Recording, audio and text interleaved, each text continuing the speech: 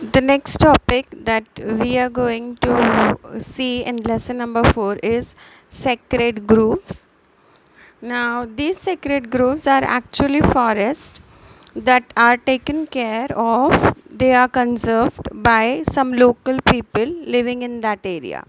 The government is not involved in this activity. These are actually tribal peoples. So, what they think that the forest is a holy place, and they consider those animals and the trees in the forest as God. They worship them, and so they have a holy feeling for it, and they take care of the forest. So, they are termed as sacred groves. These are actually sanctuaries. What are sanctuaries? These sanctuaries are a place which is similar to a forest where you find different types of plants and animals living together in that particular area naturally. It's a natural habitat. There are almost 13,000 sacred groves in India, and these sacred groves nobody makes them. Okay, they naturally grow, but the thing is people living in that particular area, they consider those trees and plants growing over there as God, and so that is why they are saved. These forests or sanctuaries, they remain in good condition, they are saved by this local people. Some examples of the sacred groves that are in India are in Western Ghats. There are many sanctuaries or sacred groves in Western Ghat. In fact, Western Ghats are famous for sacred groves. Next state is Karnataka, Goa, Maharashtra, Rajasthan, Meghalaya, and West Bengal, and even in Orissa. In Maharashtra, these sacred groves are called as Devri. In local language, we call them as Devri. You can go through this topic from your textbook.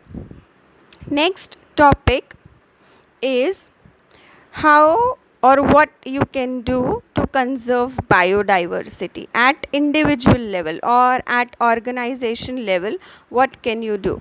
So the first thing is establishing national parks or sanctuaries, then protecting some rare species of plants and animals because they are rare, they are going to get extinct or they will die, and then their number will be very less on the earth. So we need to take care of such plants and animals so that their number will increase.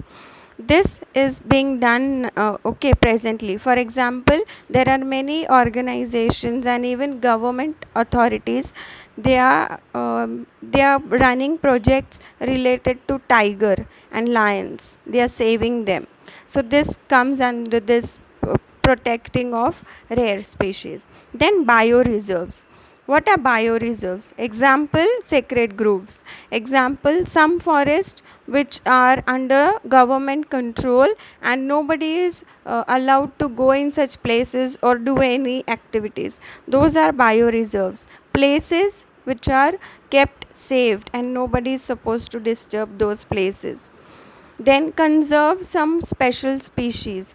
Conserve means taking care of some special species. For example, plants. Here, talking about example, here in Pune, we have Empress Garden.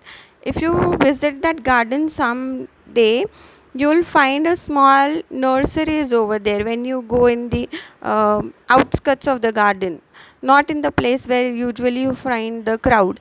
So there is a small nursery, and in that nursery there are trained people who try to preserve and grow some rare species of plants, which we have not even read in the books. You can see the information of such plants, and you can see those small saplings of those plants and in that place. So this is what conserving special species means. Then you have to save plants and animals. We can do it at individual level also. Observe rules. Observe rules means rules related to environment conservation, which we have seen in the previous lecture. So these are some steps by which we can conserve biodiversity. Please go through your book. There is a paragraph about this. I have drawn this diagram in your book. It is in the form of paragraph.